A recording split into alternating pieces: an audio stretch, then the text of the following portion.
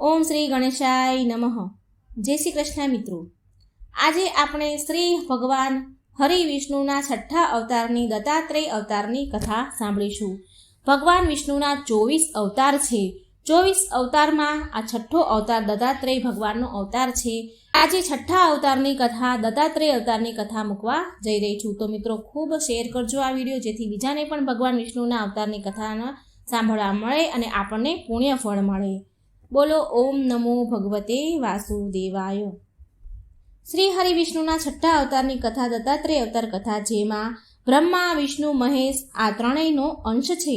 આજે આપણે ભગવાન દત્તાત્રેયના દિવ્ય લીલાઓ અને રહસ્યની ઓતપ્રોત કથાને સાંભળીશું। ભગવાન દત્તાત્રેય ચિરંજીવી છે, આજે પણ આ સંસારમાં ઉપસ્થિત છે। એમની વિશેષ વાત એ છે કે ભક્તના સ્મરણ માત્ર કરવાથી જ તે તરત જ એમની પાસે પહોંચી જાય છે, માટે દત્તાત્રેય ભગવાનને સ્મૃતિગામી પણ કહેવાય છે। કહેવાય છે કે ગુરુ દત્તાત્રેયને ગુરુવંશના પ્રથમ યોગી, સાધક, યોગી અને વૈજ્ઞાનિક માનવામાં આવે છે। ત્રણેય ભગવાનની ઈશ્વરી શક્તિ સમાહિત છે ભગવાન દત્તાત્રેયમાં। મહારાજ ભગવાન દત્તાત્રેયની પૂજા, આરાધના અને કથા સાંભળવી, વાંચવી એ સફળતા અને તુરંત ફળ આપનાર છે। તો તમે બધા ભક્તગણો આ અવતાર કથાને બહુ ખુશ મનથી, પ્રસન્ન મનથી સાંભળજો અને આ ચેનલને સબસ્ક્રાઇબ કરજો, જેથી ભગવાનની અવતારની કથાઓ વિડીયો તમારા સુધી પહોંચે। હિન્દુ ધર્મમાં ભગવાન દત્તાત્રેયને ત્રિદેવ બ્રહ્મા, વિષ્ણુ, મહેશનું એક સ્વરૂપ માનવામાં આવ્યું છે। ધર્મ ગ્રંથો અનુસાર શ્રી દત્તાત્રેય ભગવાન વિષ્ણુ ભગવાનના છઠ્ઠા અવતાર છે। તે આખું જીવન બ્રહ્મચારી અને અવધૂત રહ્યા હતા, માટે તે સર્વવ્યાપી કહેવાયા। કહેવાય છે કે ભગવાન ભોળાનાથનું સાક્ષાત રૂપ દત્તાત્રેયમાં મળે છે। જ્યારે વૈદિક કર્મોનું, ધર્મોનું તથા વર્ણ વ્યવસ્થાનો લોપ થયો, ત્યારે ભગવાન દત્તાત્રેય બધાનો પુનઃ ઉદ્ધાર કર્યો હતો। ભગવાન દત્તાત્રેયની જન્મકથા આ પ્રકારે છે। એકવાર માતા લક્ષ્મી, માતા પાર્વતી તથા સરસ્વતીજીને તેમના પતિવ્રત પર અત્યંત ગર્વ થયો। પતિવ્રતા પર એમને અત્યંત ગર્વ થયો, અભિમાન થયું। તો ભગવાન વિષ્ણુએ આ ત્રણેય દેવીઓનો અહંકાર નષ્ટ કરવા માટે લીલા રચી। તેમના અનુસાર એક દિવસ નારદજી ભ્રમણ કરતા કરતા દેવલોક પહોંચ્યા અને ત્રણેય દેવીઓને વારાફરતી જઈને કહ્યું કે ઋષિ અત્રિની પત્ની અનસૂયાના સામે તમારું સતીત્વ કંઈ જ નથી। ત્રણેય દેવીઓએ આ વાત જઈને તેમના પોતપોતાના સ્વામીને કહી અને કહ્યું કે તમે અનસૂયાના પતિવ્રતાની પરીક્ષા લો। ત્યારે ભગવાન શિવ, ભગવાન વિષ્ણુ અને બ્રહ્માજી સાધુ બનીને અત્રિ મુનિના આશ્રમ ગયા। મહર્ષિ અત્રિ એ સમયે આશ્રમમાં હતા નહીં। ત્રણેય દેવોએ અનસૂયા પાસે ભિક્ષા માંગી અને સાથે કહ્યું કે તમારે અમને નિર્વસ્ત્ર થઈને ભિક્ષા આપવી પડશે। હવે અનસૂયા તો પહેલા આ સાંભળીને આશ્ચર્ય પામ્યા, ચોંકી ગયા, પણ સાધુઓનું અપમાન ન થાય માટે એ ડરથી તેમણે તેમના પતિ ઋષિ અત્રિનું સ્મરણ કર્યું અને કહ્યું કે જો મારું પતિવ્રત ધર્મ સત્ય છે તો આ ત્રણેય સાધુ 6 મહિનાના બાળક બની જાય। આવું બોલતા જ ત્રિદેવ શિશુ બની ગયા, 6 મહિનાના બાળક બનીને રડવા લાગ્યા। ત્યારે માતા અનસૂયાએ એ બધા બાળકોને ખોળામાં એક એક કરીને સ્તનપાન કરાવ્યું અને ઘોડિયામાં હિંચકાવા લાગ્યા। જ્યારે ત્રણેય દેવો તેના સ્થાન પર સમયસર પાછા ન આવ્યા તો ત્રણેય દેવીઓ વ્યાકુળ થઈ ઉઠી। ત્યારે નારદજી ત્યાં જઈને બધી જ વાત બતાવી। પછી તે ત્રણેય દેવીઓ અનસૂયા માતા પાસે આવીને માફી માંગી, ક્ષમા માંગવા લાગી। ત્યારે દેવી અનસૂયાએ ત્રણેય દેવને તેમના અસલ સ્વરૂપમાં લાવી દીધા। પછી પ્રસન્ન થઈને ત્રિદેવે વરદાન આપ્યું કે અમે ત્રણેય અમારા અંશથી તમારા ગર્ભમાં પુત્ર રૂપે જન્મ લઈશું। ત્યારે બ્રહ્માના અંશથી ચંદ્રમા, શિવજીના અંશથી દુર્વાસા અને વિષ્ણુના અંશથી દત્તાત્રેયનો જન્મ થયો। પ્રિય ભક્તગણો, ભગવાન વિષ્ણુના અંશ અવતાર ભગવાન દત્તાત્રેયને ત્રિદેવોનો અંશ પણ માનવામાં આવે છે, કેમ કે તેમાં ભગવાન શંકર, બ્રહ્માજી અને વિષ્ણુ ભગવાનનું ત્રણેયનું રૂપ સમાયેલું છે। આમના 3 મુખ છે। દત્તાત્રેય ભગવાનના 3 મુખ છે। તેમની જટા ઉપર ચંદ્રમા બિરાજમાન છે, જે શિવજી ઉપર હોય છે અને વિષ્ણુ સમાન ક્રાંતિમય અને બ્રહ્માજી સમાન રચનાકાર છે। પ્રિય ભક્તગણો, ચાલો હવે આપણે સાંભળીએ દત્તાત્રેય ભગવાનની અદ્ભુત અને અલૌકિક કથા। શ્રી દત્તાત્રેય ભગવાને તેમના જીવનમાં 24 શિક્ષા ગુરુ બનાવ્યા હતા. એમનામાંથી એક પિંગળા નામની વેશ્યા પણ હતી, જેને દત્તાત્રેય ભગવાને તેને ગુરુ બનાવ્યા હતા. આ કથા શ્રીમદ ભગવત પુરાણમાં વર્ણિત છે. પિંગળા નામની વેશ્યા જે બહુ જ સુંદર હતી, રૂપનો અંબાર હતી. તેને જોવા માટે બહુ મોટા મોટા શેઠ સાહુકારો લાખો સુવર્ણ મુદ્રા લૂંટાવી દેતા હતા. એટલી સુંદર એ વેશ્યા પિંગળા હતી. એ બહુ ધનવાન હતી. તેની સુંદરતાની ચર્ચા તો દેશ વિદેશમાં દેશભરમાં થતી હતી. એકવાર ભગવાન દત્તાત્રેય ત્યાંથી નીકળી રહ્યા હતા તો દત્તાત્રેયજી તે દેવી અનસુયાના પુત્ર હતા. તો તેમણે જોયું કે એક મોટા મકાન પાસે બહુ લોકોની લાંબી લાંબી લાઈન લાગી છે. તો એ ત્યાં ઊભા રહી ગયા અને લોકોની પાસે જઈને પૂછ્યું કે આ શું છે? કેમ આટલી બધી લાંબી લાંબી લાઈન છે? લોકો આટલા કેમ ઊભા છે? તો એ લોકોએ કહ્યું કે આ પિંગળા નામની વેશ્યાનો કોઠો છે અને આ લાંબી લાઈનો તેને જોવાવાળાની છે. પૂરી વાત જાણ્યા પછી દત્તાત્રેયજી લાઈનની આગળ થોડા ગયા તો તેણે જોયું કે ત્યાં એક મોટું નગારું મૂકેલું છે. હવે દત્તાત્રેયજીએ ફરી ત્યાંના લોકોને પૂછ્યું કે આ શું છે? તો લોકોએ કહ્યું કે આ નગારું છે. આ નગારું એકવાર વગાડવાથી 100 સુવર્ણ મુદ્રા આપવી પડશે, જેના ફળ સ્વરૂપ પિંગળાને તમે દૂરથી જોઈ શકશો. આ નગારાને એકવાર વગાડીએ તો 100 સુવર્ણ મુદ્રા આપી પિંગળાને દૂરથી જોઈ શકાય છે. તો દત્તાત્રેયજીએ કંઈ વિચાર્યું નહીં અને દત્તાત્રેયજીએ એમ વિચાર કરવા લાગ્યા કે જેને દૂરથી જોવા માટે 100 સુવર્ણ મુદ્રા આપવી પડે છે તો અંતે એ હશે કેવી? આમ વિચાર કર્યો. એટલે આમ વિચારીને દત્તાત્રેયજીએ કંઈ વિચાર્યા વગર જ એ નગારા ઉપર એકવાર વગાડી દીધું. એકવાર નગારું વગાડ્યું, જેના અવાજથી પિંગળાનો આખો કોઠો ગુંજી ઉઠ્યો. એનો અવાજ જ્યારે પિંગળાના કાનમાં પડ્યો તો એને લાગ્યું કે કોઈ ચક્રવર્તી સમ્રાટ આવ્યો છે અને એ તો મને માલામાલ કરી દેશે. એ તો તરત જ ત્યાંથી પિંગળા દોડી બહાર આવી તો શું જુએ છે કે એક ભગવા વેશધારી વ્યક્તિ ઊભા છે. તો પિંગળા બોલે છે, દત્તાત્રેયજી સામે ઊભા છે અને બોલે છે કે શું તમે જાણો છો કે 100 કોડાની કિંમત શું છે? દત્તાત્રેયજીએ એક ચપટી વગાડી અને ચપટી વગાડતા જ આકાશમાંથી સુવર્ણ મુદ્રાઓ પડવા લાગી. પછી દત્તાત્રેયજીએ પિંગળાને કહ્યું કે આ રહી તારા શરીરની કિંમત. હવે તું મને કહે કે તારા શરીરની કિંમત શું છે? આ સાંભળતા જ પિંગળાનું માથું શરમથી નીચું નમી ગયું, માથું ઝૂકી ગયું. ભગવાન દત્તાત્રેય પછી ત્યાંથી ચાલ્યા ગયા અને ભગવાન દત્તાત્રેયના ગયા પછી ફરીથી ધન કમાવાની લાલચમાં તેણે સુંદર શૃંગાર કર્યો. ખૂબ જ સજી ધજી શૃંગાર કર્યો અને પુરુષની વાટ જોઈને બેસી ગઈ. પૂરી રાત, આખી રાત વાટ જોવામાં વીતાઈ ગઈ, પણ કોઈ આવ્યું નહીં. રાત પણ ખરાબ થઈ, ઊંઘ પણ ખરાબ થઈ અને ઉપરથી ધન પણ મળ્યું નહીં. બહુ મોટી આશા રાખીને બેઠી હતી કે કોઈ આવશે અને બહુ બધું ધન આપીને જશે. આખી રાત આમને આમ વીતી ગઈ. જ્યારે સવાર થઈ તો તેને બહુ પછતાવો થયો, બહુ ગ્લાનિ થઈ અને વૈરાગ્ય આવી ગયું એના મનમાં.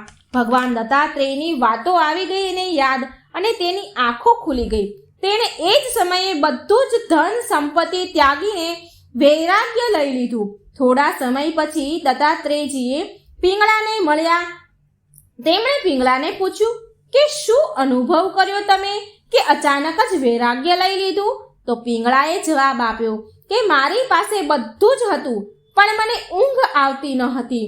પછી મેં તમારા કહેલા જે તમે મેણું કહ્યું હતું એ મેણા વિશે હું જાણી.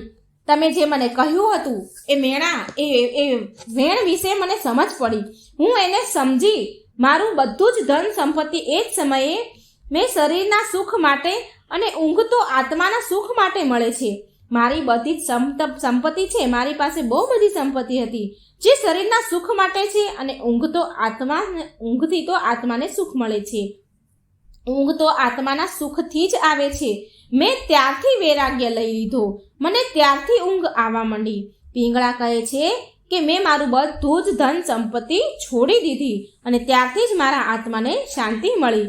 પિંગળા કહે છે કે સત્ય એ જ છે કે આશા ઉમ્મીદ એ જ દુઃખનું મૂળ છે.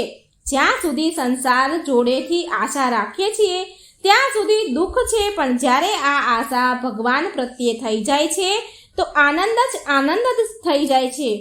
વેશ્યા પિંગળા કહે છે કે હું સંસારના લોકો પાસેથી સુખની આશા રાખતી હતી, જે ખુદ દુઃખી છે, પણ મારા હૃદયમાં તો ભગવાન બિરાજમાન છે. પણ મેં સંસાર સિવાય બીજું કંઈ જ જોયું નહીં. બસ મેં આ જ ભૂલ કરી દીધી, પણ હવે વધારે ભૂલ નહીં કરું. હવે હું ભગવાનની ભક્તિમાં મારો સમય વિતાવીશ, મારું જીવન વ્યતીત કરીશ. કેમ કે આ બધું ક્ષણભંગુર છે. આ ભૌતિક સુખ ક્ષણભરમાં નાશ પામવાવાળું છે. કઈ વસ્તુ આ દુનિયામાં ટકે છે કે ટકવાની છે? અને આ સંસારનો પણ એક દિવસ પ્રલય થવાનો જ છે. પ્રલય પછી ફરી સૃષ્ટિનું નિર્માણ થશે અને પૃથ્વી પર ફરી જીવન ઉત્પન્ન થશે.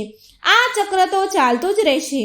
તો શું એવું છે કે જે સદાય માટે અખંડ અને અટલ રહે છે? તો હે ભગવાન દત્તાત્રેય, આ સંસારમાં સદૈવ રહેવાવાળું એ છે ભક્તિ. આપણા આરાધ્ય, આપણા ભગવાન દત્તાત્રેયજીને સમજમાં આવી ગયું કે વાસ્તવિક સુખ આત્મિક સુખ છે, શારીરિક સુખ નહીં. આ જ્ઞાન પછી તેમણે પિંગળાને તેની ગુરુ બનાવી લીધી. પ્રિય દર્શકો, આવા હતા ભગવાન દત્તાત્રેય. જે કોઈ પણ પ્રાણીની અંદર એને શિક્ષા મળે, કોઈ પણ પ્રાણી પાસેથી એને શિક્ષા મળે તો તરત જ તે પોતાના ગુરુ બનાવી લેતા. એમનામાં તો અભિમાન ક્ષણ માત્ર પણ હતું નહીં. પ્રિય દર્શકો, એવી માન્યતા છે કે ભગવાન દત્તાત્રેય ગંગા સ્નાન માટે આવે છે, માટે ગંગાજીના તટ પર દત્ત પાદુકાની પૂજા કરવામાં આવે છે. દત્તાત્રેયજીને શિવપંથી શિવનો અવતાર અને વૈષ્ણવપંથી વૈષ્ણવનો અવતાર માને છે. શ્રી ગુરુદેવ દત્ત ભક્તિથી પ્રસન્ન થઈને સ્મરણ કરવાથી વિપદાઓમાં રક્ષા થાય છે. ગુરુ દત્તાત્રેયનું માત્ર સ્મરણ કરવાથી રક્ષા થાય છે. ગુલ્લરનું વૃક્ષ એટલે કે ઉમરડોનું ઝાડ દત્તાત્રેયનું પૂજનીય રૂપ છે. આ જ વૃક્ષમાં દત્ત તત્વ વધારે છે. ભગવાન શંકરનું સાક્ષાત રૂપ મહારાજ રાજા દત્તાત્રેયથી મળે છે. ઈશ્વરીય શક્તિથી સમાહિત ભગવાન દત્તાત્રેયની સાધના તુરંત જ ફળ આપનારી છે. ભગવાન દત્તાત્રેય આ જન્મ બ્રહ્મચારી, અવધૂત અને દિગંબર હતા. કોઈ પણ પ્રકારના સંકટમાં બહુ જલ્દી ભક્તની વાત, એની પ્રાર્થના સાંભળનારા છે. જો માનસિક રૂપથી, કર્મથી કે વાણીથી ભગવાન દત્તાત્રેયની પૂજા કરવામાં આવે તો જલ્દી પ્રસન્ન થાય છે. દત્તાત્રેય ગુરુ અને ભગવાન બને છે. માટે તેમને પરમ બ્રહ્મા મૂર્તિ, સદગુરુ અને ગુરુ દત્ત કહેવાયા છે. તેમને ગુરુ વંશના પ્રથમ ગુરુ, સાધક, યોગી અને વૈજ્ઞાનિક માનવામાં આવ્યા છે. વિવિધ પુરાણે મહાભારતમાં પણ દત્તાત્રેય ભગવાનનો શ્રેષ્ઠ વર્ણન મળી આવે છે. એ શ્રી હરિ વિષ્ણુનો અવતાર છે. એ પાલન કરતા જ્ઞાની ભક્ત વત્સલ છે. પ્રિય દર્શકો, ભગવાન દત્તાત્રેયજીએ તેના જીવનમાં 24 ગુરુ બનાવ્યા હતા. તો ચાલો આપણે જાણીએ કે આ 24 ગુરુ કોણ હતા અને એમની પાસેથી એમણે કઈ કઈ શિક્ષા મેળવી હતી. તો પહેલો ગુરુ હતું પૃથ્વી. એમાંથી શિક્ષા મેળવી ધૈર્ય, પૃથ્વી પાસેથી ક્ષમા અને ધૈર્ય મેળવ્યું. બીજા ગુરુ વાયુ, વાયુ પાસેથી વિષયોથી અનાસક્તિ. ત્રીજો ગુરુ આકાશ, આકાશથી આત્મા અને પરમાત્માની અભિન્નતા. ચોથો ગુરુ જળ, જળથી પવિત્રતા. પાંચમો ગુરુ અગ્નિ, અગ્નિથી તેજસ્વીતા, મલનાશ. છઠ્ઠો ગુરુ ચંદ્રમા, ચંદ્રમામાંથી વ્યવહારમાં શીતળતા, આત્માની નિર્વિકારતા. સાતમો ગુરુ સૂર્ય, સૂર્યમાંથી જીવન વ્યાપન કરવું. આઠમો ગુરુ કબૂતર, કબૂતરમાંથી મોહનો ત્યાગ કરો. નવમા ગુરુ અજગર, અજગરથી નિશ્ચિતતા, જે મળે તેમાં સંતોષ. દસમો ગુરુ સમુદ્ર, સમુદ્રથી પ્રસન્ન અને ગંભીર રહેવું, સમદ્રષ્ટિ રાખવી. 11મો ગુરુ પતંગિયું, રૂપાશક્તિનો ત્યાગ. ભમરો, 12મો ગુરુ ભમરો, ગંધ શક્તિનો ત્યાગ. શાસ્ત્ર વાંચન દ્વારા સાર ગ્રહણ. 13મો ગુરુ હાથી, સ્ત્રી સંગનો ત્યાગ. 14મો ગુરુ મૃગ, એમાંથી શબ્દશક્તિનો ગુણ, શબ્દશક્તિનો ત્યાગ. 5મો ગુરુ માછલી, માછલીમાંથી રસાશક્તિનો ત્યાગ. મધુહા એટલે કે મધમાખી, 16મો ગુરુ મધમાખી, એમાંથી એમણે ગુણ ગ્રહણ કર્યો કે અસંગ્રહ કરવો. 17મો ગુરુ પિંગળા વેશ્યા, પિંગળા વેશ્યામાંથી ગુણ લીધા એમણે દુરાશાનો પરિત્યાગ, સ્વાલંબન દ્વારા પોતાનો ઉદ્ધાર. 18મો ગુરુ ટીટોડી, ટીટોડીમાંથી અપરિગ્રહની શિક્ષા. 19મો ગુરુ બાળક, બાળકમાંથી માન અપમાનમાં સમાન દ્રષ્ટિ નિશ્ચિતતાનો ગુણ. 20મો ગુરુ કુમારી, એકાંત પ્રિયતા એ ગુણ લીધો. 21મો ગુરુ બાણ બનાવનાર એટલે કે જે લોખંડ કરતો હોય, બનાવતો હોય એ લુહાર. 21મો ગુરુ બાણ બનાવનાર, એમાંથી એકાગ્રતાનો ગુણ લીધો. 22મો ગુરુ સર્પ, સર્પમાંથી સ્વગૃહની ઉપાધિ મુક્તતા અને પર્યટનની શીલતાનો ગુણ લીધો. 23મો ગુરુ કરોળિયો, જેનો ગુણ છે કરતા ભરતા સહરતા, ઈશ્વરનું જ્ઞાન લીલા કેવલ્ય. 24મો ગુરુ ભમરી, એ ભમરીમાંથી ગુણ લીધો સંસાર સીતાનો પરિત્યાગ અને ઈશ્વર સાથે તદાકારપણું.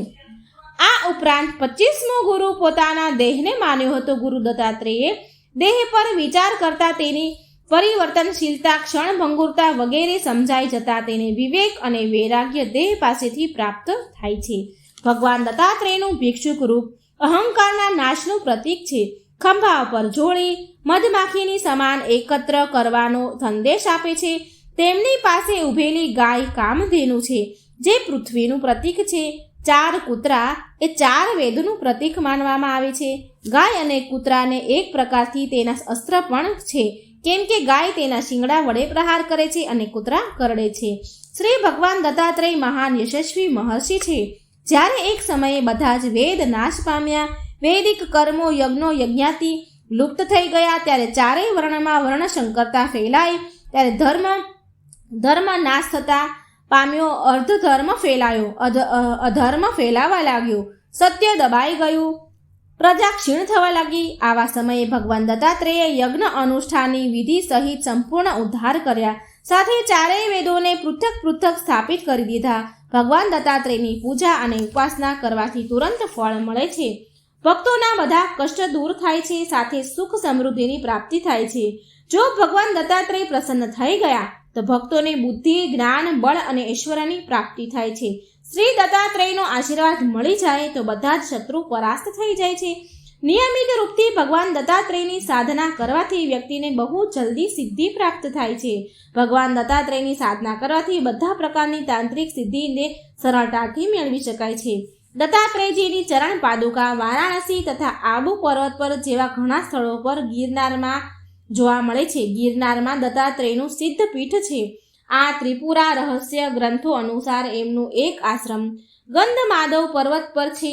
દત્તાત્રેય ભગવાનની વિશેષતા એ છે કે જે ભક્ત એમનું સ્મરણ કરે છે તે તત્કાલ તેમની પાસે આવે છે, માટે તેમને સ્મૃતિ જ્ઞાની પણ કહેવાય છે. ભારતના પુરાણોમાં પદ્મ પુરાણના ભૂમિખંડના વર્ણનથી એ જાણ થાય છે કે શ્રી દત્તાત્રેય ભગવાનને ભગવત ધર્મનો સાક્ષાત્કાર થયો હતો, માટે એ ધર્મ વિગ્રહ પણ કહેવાય છે. ભાવપૂર્ણ શિક્ષા લઈને દત્તાત્રેયજીએ વિરક્તનો અનુભવ કર્યો.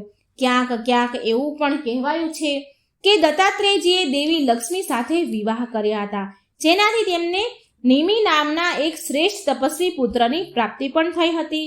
શ્રી દત્તાત્રેયજીએ આટલું જ નહીં પણ ભગવાન શિવની પ્રાપ્તિ મંત્રથી જડીને અભિમંત્રિત કરવાની વિદ્યા અને વનસ્પતિઓને કોઈ મુહૂર્ત, કોઈ નક્ષત્ર કે આકાશમંડળથી વનસ્પતિને તેજ આપવામાં આવે એવી વિદ્યાને ગ્રહણ કરી હતી. આટલું જ નહીં પણ તેમણે ભગવાન શિવ પાસેથી મંત્રો લાવ્યા અને એ મંત્રોથી ખાસ સમયે જાગૃત કરવાની વિદ્યામાં મહારત પ્રાપ્ત કરી, જે કોઈ પણ સ્વયંની સાધના અને ગુરુઓના આશીર્વાદથી પ્રાપ્ત કર્યું. એ શ્રેષ્ઠ જીવન જ્ઞાનને વ્યક્તિની યોગ્યતા અનુસાર પ્રદાન કર્યું. ભગવાન દત્તાત્રેયજીના શિષ્ય હતા શ્રી કાર્તિકેય, શ્રી ગણેશ, પ્રહલાદ, યદુ, અલર્ક, રાજા પૂર્વા, પરશુરામ, આયુ અને હૈહય વંશી રાજા કાર્તિવીર્ય આ એમના શિષ્ય હતા. આ દત્તાત્રેયના મુખ્ય રૂપથી શિષ્ય હતા આ બધા.